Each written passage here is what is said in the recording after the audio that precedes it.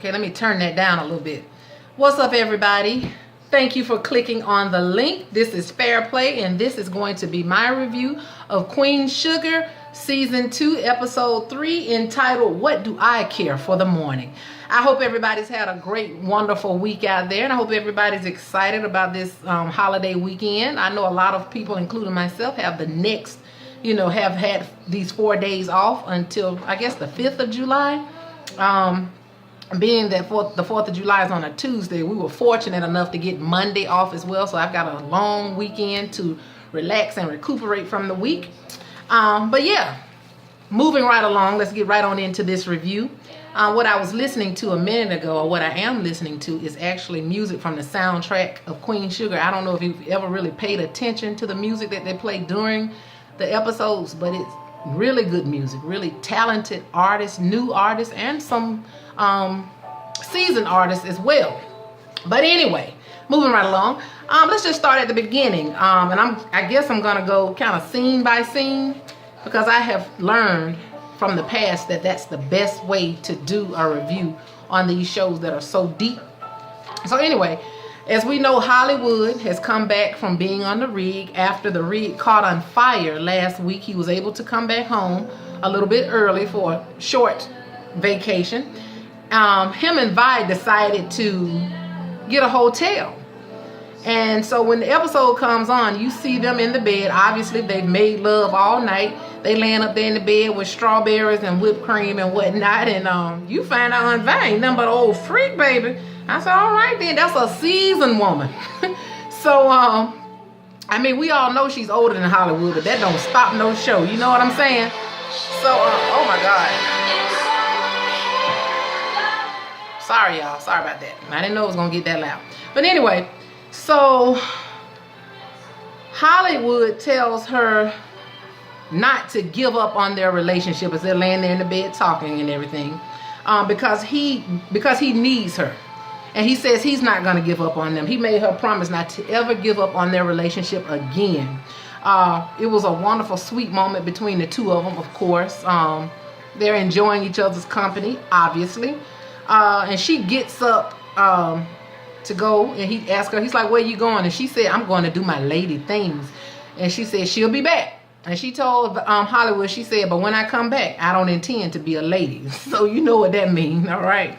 All right, so it moves on to the next scene. They show Nova in the kitchen fixing what you assume is breakfast. And that's Micah sitting at the table, and he has stayed the night with Nova ever since the rally / fundraiser that she had last week. He spent the night over her house, and she sits down. She fixes him some breakfast, which I think is some cold cereal, because he had told her he didn't want anything hot. She tries to encourage him and talk to him and tell him she understands how he's feeling, and she's been there and everything, because he's just so sad. He's like the saddest, pitifulest looking child I have seen in a long time. And he's sitting there looking at her with them sad doe eyes, and she's trying to talk to him, and he tells her that he's just tired. But of course, he's still not eating, so he picks over the food, and he winds up getting up, excusing himself from the table, and he says he's going to get him a little bit more rest before he has to go. Nova is there. I guess she's getting ready to go somewhere, because they show a suitcase with some clothes, and she's packing. And while when Micah gets up to go to the room, somebody rings the doorbell, and it is Charley coming over to check on and to pick up Micah.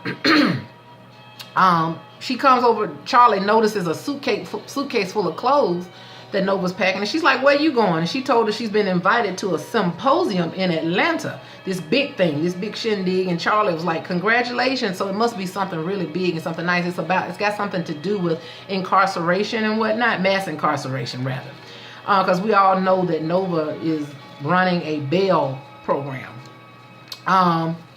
So Charley, like I said, has come over to check on Micah, and Nova tells her that he's been sleeping an awful lot. You know, he had not been getting any sleep when he was at home with her, but he's been sleeping a lot since he's been there, but he's still not eating. And she reminded Charley that he wet himself the night that he went to jail, and Charley was like, he just needs some time. And so Nova tells her that it's more to it than that. And while she's talking to her, Ralph Angel calls, and he wants to talk to Charley. So when she talks to him, as Charley is talking to Ralph, he tells her that he's already talked to Nova about the fact that he's going to apply for a small loan because he wants to plant some cover crops on the part of the farm land that they're not using for sugarcane. And of course, Charley, being the control freak that she is, she's like, how you going to do something like that without talking to me? Because remember now, she's still under the impression that their father has, the elder Borderleon, has left part of the land to her. She still doesn't know that he left all of the land, every corner, every inch, every foot of it, to Ralph Angel. And she's going to be in for a rude awakening if she ever finds out. But anyway, when he told her that he had already talked to Nova about it, I guess she overheard him saying that, and Charley looks at Nova, and Nova puts her hand up almost like she's not taking any responsibility for that. But anyway, once again, Charley doesn't agree with what he's doing. She's not all about that. She says she doesn't want Ralph Angel to use the land as a side hustle. And he told her, he said, aren't I running this farm? And she was like, you're overseeing the day-to-day activities on it, but you're not the real authoritarian. In other words, you might be overseeing day-to-day activities, but you don't make all of the final decisions on your own. And it's true, there's a point to that as far as she knows he's not supposed to be doing everything on his own because she's in business with him.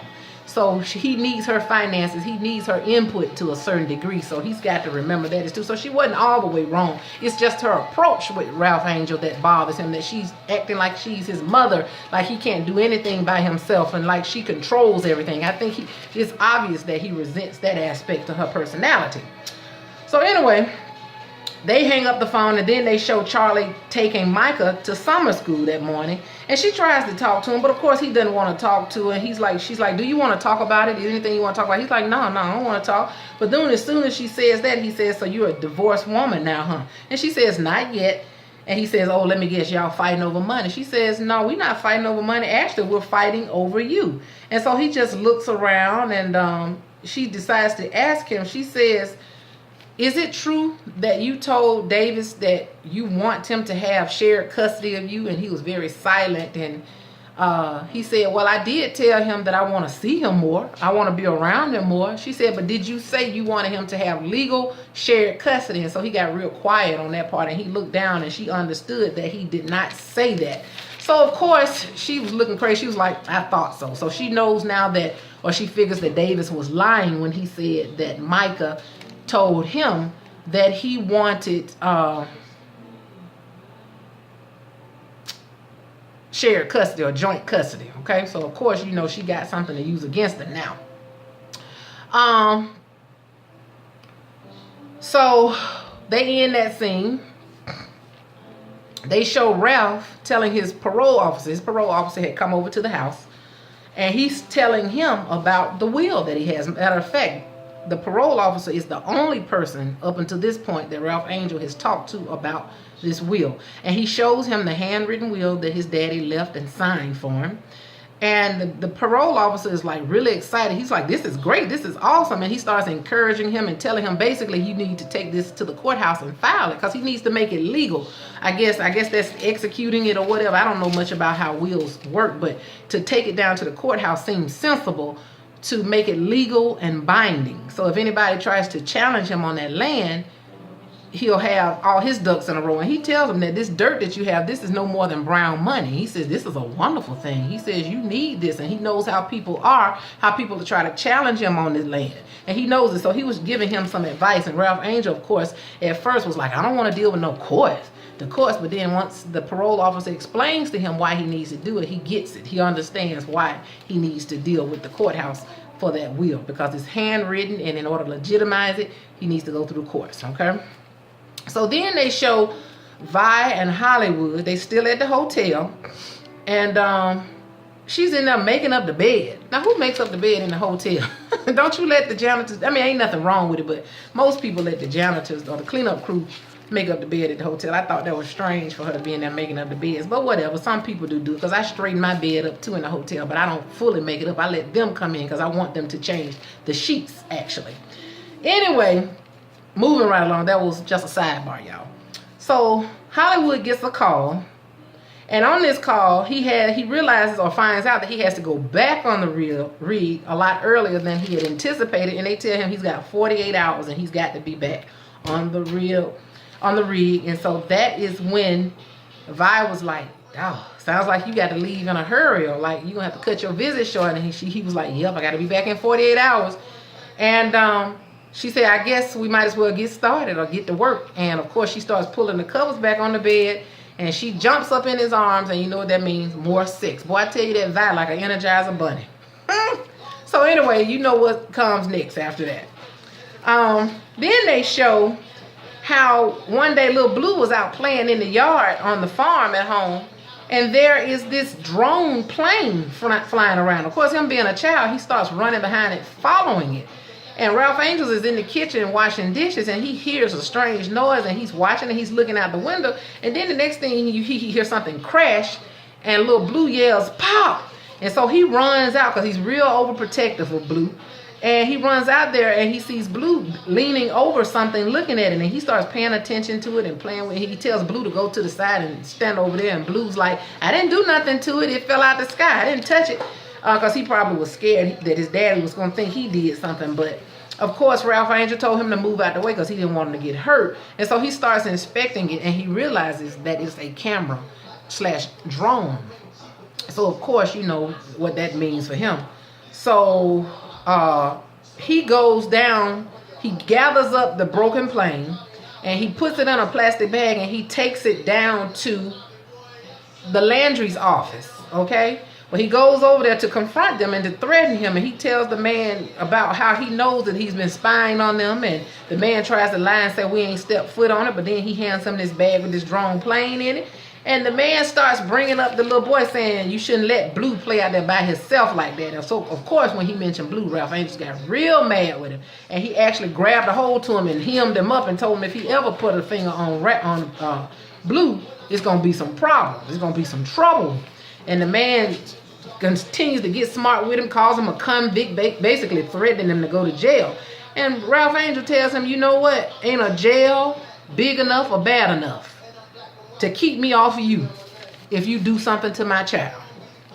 So it was a real heated moment between him and that man. And that man looking low down and evil. And I already knew at that point he was going to try something else. I mean, they have no respect for the borderlands. They just think they can do what they want to do. So you know how that go. I'm going to try to keep race out of it, but y'all already know how that goes. So anyway, Ralph Angel finally walks out and leaves, and the man's glaring behind him like the devil that he is. Then they show Charley. Charley goes to confront Davis. She goes to his house, and she confronts him about Micah. And she tells him, you didn't have to lie because basically Micah never said that he wanted you to have joint custody. And she calls herself going off on Davis like she usually does, just real controlling and nasty and mean and hateful and everything. And she's walking out from threatening him. Wait a minute, before she leaves, Davis gives her a real sincere talk about how he wants to spend time with his son. And he remembers how she told him that when she was a little girl living in California, her mother, Lorna, I think her name was, never stopped her daddy from coming to see her because he spent time with her when she was a little girl. And he said, your mom got that part right. She never stopped your daddy from being able to come and see you. I want to be able to see my child as well. So for a minute there, Charley was starting to see his side. She had softened up for a minute. She was listening to him. But then she went in her mean, nasty way. She said she almost believed him. She almost thought he was sincere. But she don't believe it, and so she's just not going to hear it. She's just basically saying, I choose to be mad with you still, and I choose to be a butthole still, regardless of what you say.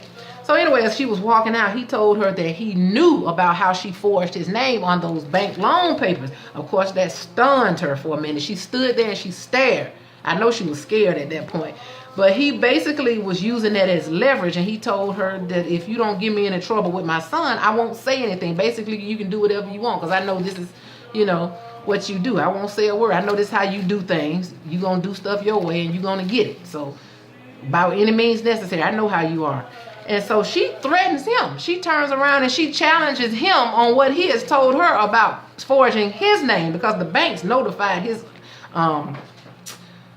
bank about this loan because they're trying to push it through basically off the merit of his account.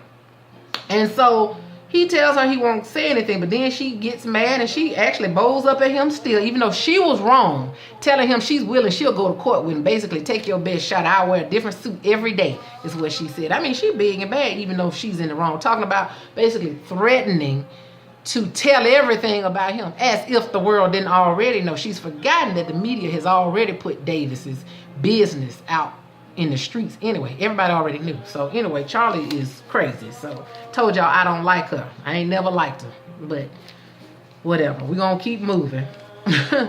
So anyway, then they show Hollywood and Vi again. They are still at this hotel and they are sitting in the hot tub having a good time. They sitting there drinking wine coolers. Vi says she can't believe she drinking no wine coolers, because that's just, she might as well be drinking I think she said Kool-Aid or some kind of juice, fruit punch or something like that. And so anyway, Hollywood and her are having a good time, and she starts telling him that, you know, they're older now. She starts having a serious talk. She says at their age, they should understand that sometimes things happen and people have to go away sometimes. Some things may be good for a while, but things ain't always good. And all good things must come to an end. And Hollywood is like, stop talking like that. But then she says 5 months is not really that long. It'll be over in no time. So Hollywood's going to be gone for 5 months, which is a considerable amount of time when you are in a relationship. So anyway, she accepts it, but then she turns her face away. You can tell she's tearing up a little bit. And Hollywood notices that, but he doesn't say anything. That scene ends. So then on the next scene, Charley meets with Ralph at the diner where Vi works, to tell her about the fact that this drone was sent out by the Boudreaux, or the Landrys, to spy on his land. And how he actually also told her how he went over to their office to confront them about spying on their land. And of course, Charley gets an attitude with him. She's mad about the fact that the Landrys would do this, but then she's mad with Ralph Angel for handling things on his own. She was like, next time you need to tell me instead of going off doing things you don't know nothing about. Still rude and nasty with him. And she gets up and she does what she always does, and she walks out and leaves him there after he told her this. So yeah, that's another rocky encounter between him and Charley. You know, she don't like the way he do nothing. She was questioning him about it, and he was like, it's already done, Charley. So yeah, and she was, like I said, she was pissed off because the Landrys were doing this, and she was like, they got the audacity to do this. And so Ralph Angel, in a funny way, said, yeah, it's pretty darn audacious, you know, which I thought was funny of him to tell her that, because he was trying to use them big words like Charley was. That's what I got out of that. So anyway, Charley gets mad once again, like I said, with him for doing what he's done, and she left. Anyway,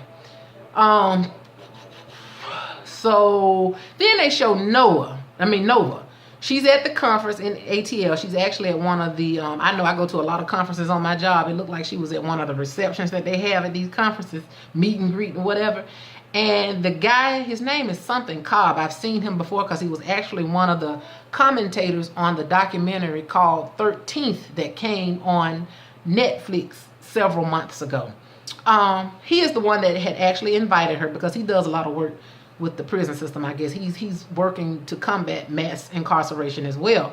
But he comes over and he talks to her, and when he sees her, and while he's talking to her, he said he thanks her. She thanks him. They have a little small talk, and he sees another guy that he knows, and he invites him over, and he actually introduces him. He's an epidemiologist by the name of Robert Dubois. He introduces Dubois to Nova, and it's obvious that Mr. Dubois is familiar with Nova. Of course, Nova doesn't know him, but he's familiar with her, and he seems extremely intrigued and smitten with her. And he told her he's read all of her works. He knows that she's this big-time journalist. Of course, the other guy had told him that she's an award-winning journalist, and he talks to her, and you can tell that he's very much into Nova, and Nova is looking at him a little bit like she likes him too, but you know, that's kind of strange. Like I said, we've seen Nova with very few black men. We know of only one so far, and that's the barber that we know she slept with on the last episode. But anyway, she seems like she's a little interested in him as well. So they have some talk and everything, and she tells him about her mother, you know, small talk or whatnot, nothing that really important or jumps out at me or whatever. And so, but you know what? That guy reminds me of the dude that played Christopher Darden on the OJ story on FX. Sidebar, another sidebar, but that's who I thought about when I saw this guy. Anyway, moving right along. The next day, they are having this panel discussion about mass incarceration, and there's the Cobb guy, there's Nova, there's this Dubois fella, and they're sitting there talking about their differences in opinions on the cause of black vulnerability in the black community and why mass incarceration is the way that it is. And they're basically having an argument about semantics or wordplay and whatnot. And Nova's holding her own, but even during that conversation, Dubois still flirts with her. He tells her she's beautiful. He knows about her fundraiser that she had. It was a beautiful event, and he was still flirting with her. It's obvious that he is really into Nova, okay? So then at that point, when he starts complimenting her, that is when Mr. Cobb basically ends the forum. They had to end it. And so yeah. So that was the end of that scene. And then they saw Vi and Hollywood. They have dinner. I guess this is their last night at the hotel. They've been there like 2 or 3 days now. They have dinner. He actually fixes her some real food from somewhere. So they sit down and they're by the pool having dinner. And Hollywood tells, in this scene, the main thing you get out of this scene is that Hollywood is telling Vi that he's going to quit the rig for a little while, which stuns Vi. And she's like, are you sure? Because I know she was thinking about, okay, so how you going to get money? But anyway, she didn't say that, but she was asking him, are you sure? Have you thought this through? And he was like, yeah. He told her that he needed to be there for her. He wanted to be there with her full time in St. Joseph's at her house. So Hollywood is being a real man, but I'm thinking he's doing all that. He might as well go ahead on and marry Aunt Vi. But you know, anyway, he tells her he's going to leave there for a little while just so he can be with her. Okay? So that's a good thing. All right. So the next night they show Ralph Angel. He's asleep and he's awakened to the sound of somebody on his property. And when he gets up to go out there and look, he sees a pickup truck out on his plantation. And he gets his rifle, of course, takes it out of the house, and he gets closer and closer. He sees somebody out there trying to steal some sugarcane plant and put it on the back of the truck. Well, when he gets out there, he starts shooting at them. And after he shoots a few times, of course, they start scurrying about. And one man there's this one guy trying to get the cane on the back of the truck. The truck winds up leaving him, pulling off without him. They're like, go, go, go, go. Ralph Angel put the shotgun down. I don't know why he didn't shoot the tires out on the truck, but he puts the shotgun down on the ground, and then he runs empty-handed to the guy that's left there trying to catch the truck, but he doesn't catch it. He's got a sack over his head to hide his face, and Ralph Angel catches him, wrestles him to the ground, takes it off, and it's some man that he knows from the community by the name of Henry Lee, okay? This black guy, an older guy, I guess, in his 50s. And so, of course, after Ralph Angel catches him and he realizes who he is, they show him in the kitchen. There's Prosper, there is Charley, they even call Charley, Ralph Angel, and, of course, this man, Henry Lee.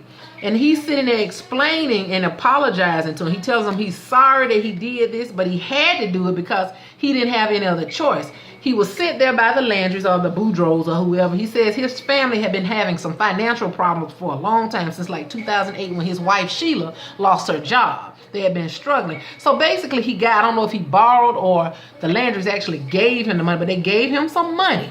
So of course, once they gave him some money, he was indebted to them. And they actually had him a part of the cooperative, some kind of cooperative, something where they actually had him spying on Ralph Angel's land. They're the ones that set him up to do that. So he was responsible for that drone flying over the land too. But anyway, they put him up to doing it. And he thought that was all that they were going to have him do, until that night they told him they wanted him to come over there and steal some of Remy's new strain of sugarcane. So what he was taking was the sugarcane that Remy had given Charley and them. So of course Charley jumps up. She's all mad because this man is stealing sugarcane off their property. And she stands up and she threatens to call the police. She threatens to call the media. I think she said something about the media, and she was going to call Remy too. But of course Ralph Angel stops her, because out of compassion for the man, he feels sorry for Henry Lee, because he said that they sent Henry Lee and Prosper out of the room so that Ralph Angel and Charley could talk. And so when they were talking, she was like, you gonna let this man get away with coming on your property, spying on you, taking your sugar cane? And Ralph Angel said, well, he didn't get what he came for. He said he understood. He had compassion for the man. He said he understands what it's like to not be able to look at your child and tell him that he's done right, or to have to look at your child and tell him he didn't do what's right. He says he knows what it's like to need help, but not know where in the world it's gonna come from. So, yeah, he said he can't. He knows what it's like not to be able to look at your son knowing that you can't do right by him. So basically, he was just saying he's going to give the man a second chance. He believes that being in a position where you need help and don't know what to do, that can cause a man to do some bad things. And we know Ralph Angel knows about that, because we remember on the first episode when he robbed that convenience store, which, by the way, whatever came of that, were they going to ever catch him? They just going to forget they put that in the script, that he robbed this convenience store. I don't understand that, but whatever. I mean, I'm glad he didn't get caught, but why would they even put that in there? The girl said she knew who he was. She saw his face, so I don't understand. Anyway, he says he believes in giving giving people second chances. Charley's like, I cannot believe you're going to let this man get away with it, but she eventually relents, okay? So she winds up spending the night at the house. The next morning, she awakens to laughter, and she gets up and she walks over to to Ralph Angel's room, and she sees Blue in the bed with him, laughing and giggling and tickling on him. They tickling and having fun, just being father and son. And so this makes Charley happy. She smiles because she sees the relationship between the father and his son, and at this moment it causes her to think. And I knew at that moment that she started thinking about Davis and her son Micah at this point. I didn't know what was going to come of it at this point, but I knew then that did make her think about that. So anyway, so they show in the next scene, they show that the Dubois man goes into a restaurant where Nova is having a cup of coffee. She's on her laptop doing her work, and he sits down beside her, and he told her that he has finally come up with a comeback for her comment. And she was like, a comeback for what? He was like, the comment where you said, Mr. Dubois, do you not believe in the man? You know, when he was talking about the establishment, the man. And she laughed. They had a little laughter and everything. And so she was apologizing to him for that. And she offers to buy him some breakfast. They discuss her fundraising event that she had, its beauty of it, and whether or not it was effective or not. And he tells her, he says, can I take you somewhere? And she's like, take me where? He's like, outside. Let's go outside in the light, because this atmosphere is not really conducive or right for the conversation that we are having, because they were having a discussion about mass incarceration, black people, and what we've been through. So they actually go on this walk. It's a pretty day, and they have a great conversation and whatever. And at some point, they start talking about what happened with Katrina a couple of years ago, and he tells her that he actually was one of the ones that came to New Orleans and stayed for a couple of years to help with the cleanup, and how he told her how he pulled dead bodies out long after they stopped talking about the disaster on the news. They were still finding dead bodies years later.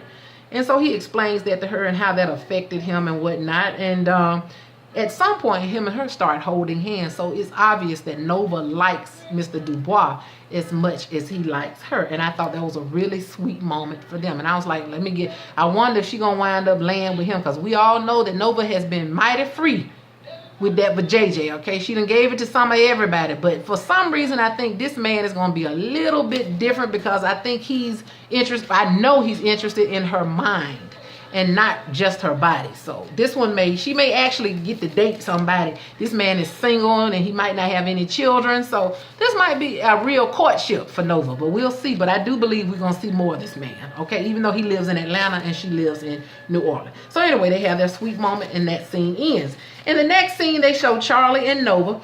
They actually go back to the Landry's office. They pay him a visit this time because of what happened the other night on the farm. And the Landrys are standing there talking to him, and Charley basically tells them, we're not going to do like y'all did, come to y'all house in the night. We're going to come to y'all in the light of day. And they start talking to him, and old man and telling them that they know that they were spying on them, that they sent these men over there to get this sugar cane off their farm. And the old guy is in there with the nephew at this point. And old Landry mentions that they've been in business for 100 years. And he has the nerve to ask Charley, do you really think y'all can beat us? And first of all, Charley them never said they were competing with them to beat them. They never said that. And he gonna say, we've been in the business for 100 years, but y'all have been in the business only 3 months. He says, do you think y'all can beat me? And so that's when Charley looked at him and said, she tells him that they need to ask themselves that question. And she turns around and leaves. And that's the truth, because obviously Charley and Ralph Angels must be a threat to them for them to be doing all this stuff with spying on them, trying to steal their sugar cane, and the stuff that they tried to do last season. They must be a threat to them. They must be scared of something. So Ralph Angel and them have a point there. They're a threat to them. They're black. They got all this prime land and property. So they could very well at some point put the Landrys out of business. Okay? So anyway, in the next scene they show Vi and Hollywood. They finally make it back home late one night. And when they come into the house, all of a sudden lights come on and the whole family is there to surprise them and welcome them back. Now, Hollywood and Vi had already mentioned that none of the family knew that they had left. They mentioned that night at the pool. They don't know how they escaped there without anybody knowing, because it's a small town. So they were able to go away without telling anybody, to sneak off, you know. Well, the family was there to welcome them, and they were trying to figure out how y'all know we was coming back tonight. And Charley said, don't worry about how we know. This is a small town. We can find out anything we want to. So they have a great time, the whole family. There's Micah, there's Nova, there's Ralph Angel, there's Charley and Hollywood and Vi, and they were just having a really good time enjoying each other's company, listening to music, dancing, and eating. And Charley is in the kitchen washing dishes when Vi comes in, and Vi realizes that Charley realizes, she's telling Aunt Vi that she realizes how important it is to be with family, how important it is to take care of family. And she says she misses that feeling of being at home. Home is, where the heart is or whatever. And Aunt Vi tells her that she's home and she can stay there as long as she wants. So they have a sweet moment between aunt and niece as well. She told Charley she ain't never seen her wash no dishes. She said from last time she remembers, she didn't like cleaning up at all. But Charley said, I'm doing this because I know you're back, and I want to do, basically she wanted to do something nice for Aunt Vi. Okay. So then Ralph Angel happens to see Micah outside by himself. So he goes outside and he starts talking to Micah. And he basically asks him how he's doing, and he says everything gonna be all right. He said, yeah, I'm fine. And his voice sounded different. And Ralph Angel tells him to keep his head up. And of course, Micah seems to be in a little bit better spirits at this moment. He's been with family and whatnot, and you can tell that over time things will wear off from what he's been through. So there's been some speculation or talk on social media in the comment section of some posts that maybe Micah was violated when he went to jail some kind of way, sexually or whatever. But I honestly don't think that happened. I don't believe that. I don't perceive that, because he wasn't in there long enough. And, they were in a little small country jail that was exposed to all the sheriffs and everybody. It was like being on Andy Griffith. The jail was like right there. So everybody could see. They didn't have any kind of privacy or anything like that. I don't think he had been messed with. I don't think he had. So anyway, but that's just my perspective on the matter. Y'all let me know what you think. Do y'all think somebody violated that boy sexually or physically? Did they do any harm to him? I don't think so.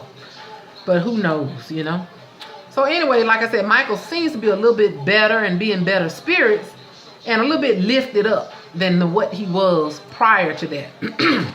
So Charley happens to see Ralph Angel talking to him and everything. And when Ralph Angel gets through talking, he walks back into the house. Charley goes and hurries on out the way, but she tells him thank you for what he's doing by talking to Micah. And so apparently Charley has had a change of heart about some things, and she tells Ralph Angel that she gets it now and that she finally understands that he needs to stand on his own 2 feet, and that she's going to go ahead and sign the microloan papers for him.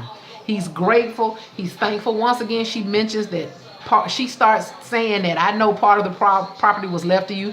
Once again, he's keeping that trump card in his pocket. He's keeping a darn good secret. She still doesn't know that the daddy has left all of the land to Ralph Angel. But Ralph Angel doesn't have to tell her. He's keeping it in his craw. He hadn't said a word yet. I guess he don't want to bust her bubble because he knows he needs her. He don't want to piss her off. But he's grateful and he's thankful that she has agreed to sign this loan for him. So they hug each other. So apparently they have made up, at least for now. And that's a good thing. I was glad to see that. I was very relieved. So the next thing you see, Charley decides, I guess that night, or maybe that night or the next day actually, she has packed Micah's bag and she decides to take Micah and leave for a little while. Vi is sitting on the sofa, her and Hollywood relaxing like they always do. They love each other so much. They are so lovey-dovey with each other, and I love it. I really do. So she tells him she's going to leave for a couple of days to give her and Hollywood, Charley's going to give Aunt Vi and Hollywood their space to be grown folks for a little while. And she said, don't nobody want to hear all that noise. And y'all know what she was talking about. And so, of course, Hollywood laughs and everything. And of course, Aunt Vi tells her, baby, you ain't got to go nowhere. This your house. Aunt Vi insists that she can stay there. I like aunts like that. They tell you, baby, you can stay here as long as you want to, because she loves her niece. But, of course, Charley was like, nah, don't nobody want to hear all that no way. So she said, we're going to be gone a few days. And she then tells Vi that she's going to, well, actually, Hollywood says, well, you know, she's got a point there, Vi. You know, we grown folks, we need to be grown. And so Charley says, well, we're going to start looking for us an apartment soon. But Vi tells her, no, you don't have to do that. You can stay here as long as you want. And so she just shakes her head, and which leads me to believe that she ain't going nowhere yet. But she tells Aunt Vi, she says, well, I'm fixing to go. I'll see y'all in a couple of days. So she at least went off to a hotel somewhere for a few days. Well, the next thing you see is her going over to Davis's house. So she actually takes Micah and drops him off and leaves him with Davis. When she's there, she has totally had a change of heart about everything that she was thinking at the beginning of the episode. I mean, she's done a complete 360, a complete turnaround. And she takes him over there, and Micah tells him, he said, I'm going up to my room. So his daddy done made a room for him and everything for him to stay in, because his daddy does love him. And so she said, basically she told him she thought about it. And she said she's going to give him a chance to be a father to his son. And she's still being a little tough, though. She says, I don't like it, but I'm going to go ahead and do it because Michael needs this, and I believe that you need this too. So Charley's being a good person. She has redeemed herself in this episode, at least for a little while. I couldn't stand her at the beginning of the episode, but by the end of the episode, Charley had gotten me back on her side again. I said, all right, Charley, I was finna dismiss you, but you done saved yourself, at least temporarily. So she did some good things. She did a good thing for Ralph Angel, and she has done a good thing for Micah and his dad. Maybe he'll come out of this funk that he's in completely. So she tells him, she makes him promise her that he's not going to mess things up with him and his son. I don't know why she thinks Davis is going to do anything to hurt him. I mean, he moved all the way to another state just to make sure that he's in his life. So she tells him, just promise me that you won't mess this up. And he said, I promise I'm going to do what's best for our son. And she says, I hope so. And then the scene ends, which shows me that she actually left, okay? She did leave, as a matter of fact. And I think Davis still loves her. It's obvious that he loves her. He's got a whore problem. But that doesn't mean he doesn't love her. He just got a problem that he needs to confront, and he needs to deal with that. Anyway, they show in the next scene, Nova is checking out of the hotel, and Dubois comes in conveniently. He's got 2 coffees in his hand, and she notices it. And he comes over to see her off, and he walks her to the taxi. And it's obvious that he wants to spend time with her. He's not ready for the girl. He wants to be with her as much as he can before she gets on that plane. And so he offers to drive her to the airport, but she declines. And I think that's the way a lady does or should do. I ain't even know no could be a lady, but she says, no, I'm good. I'm all right. Because she didn't want to rush it. It's obvious that she values his companionship, and she sees something in him, possibly a future. So she's not going to handle him like she handles these one-night stands that she's been dealing with. She tells him, no, I'm good. You know, when a woman sees value in a man, and when a man sees value in a woman, he'll take things slow. He'll handle the woman different. Anyway, so then he gets her in the car and everything. He gives her his card, and she tells him, if you're ever in New Orleans, look me up and we'll hang out. I'll treat you just like you treated me. And he gives her a card and telling her if she ever needs to talk, if you ever need an epidemiologist, give me a call. So then she gets in the car, and she basically leaves the door open for him It is obvious that she likes him because she gets in the car and she starts smiling and looking off, and she's probably never met a man quite this good to her. That's what I take it as. So she leaves, and pretty much the episode goes off. Okay, you could tell when she was in the taxi, when she left Atlanta, Robert Dubois was all over Nova's mind. So we're going to see what happens next. I hope he doesn't. I hope they don't write him out the script. I hope he shows up again.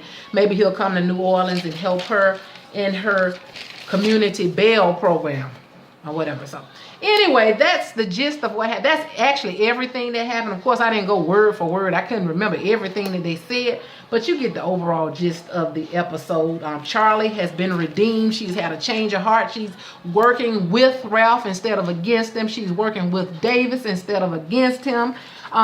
She's doing what's right for her son because she has finally realized that she could not give her son what her father could give him. She's not a man, and he needs his daddy, and I love that. You see, the Hollywood and Vi have a beautiful relationship that's obviously is very promising in the future because Hollywood has made a decision. He's going to sacrifice this job that I'm sure he loves a lot out on the rig, because you really have to love a job like that to do that kind of job. But he's going to sacrifice it and give it up for Vi. So I know she's feeling really loved. Who says that there's not love after 55 or 60? Somebody lied if they said that.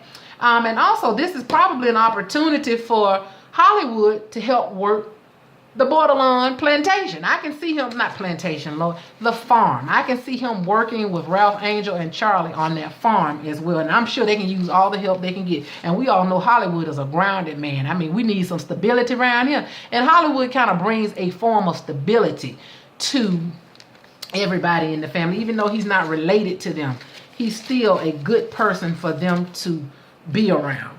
So that's what I see going on. I think Micah's going to ultimately be okay. Darla and Remy were not on this episode. Of course, we know Remy has decided that he's just going to be friends with Charley, which was a good thing because he needs to let her get Davis out of her system. I think she's done with Davis, but you never can tell. You never just... You don't know how this script is going to go. But he's right. And like I said, he wasn't in the episode. Darla wasn't in the episode. I hope that Darla keeps it together, and I hope she gets better. But for some reason, I got a feeling that she's going to fall off the wagon. I don't know for sure. But I just got that feeling. But I hope I'm wrong. Because you know they're going to have to keep some kind of drama going. But I do know that, and I'm glad that they did not write out the confrontations or dealings that they've been having with the Landrys.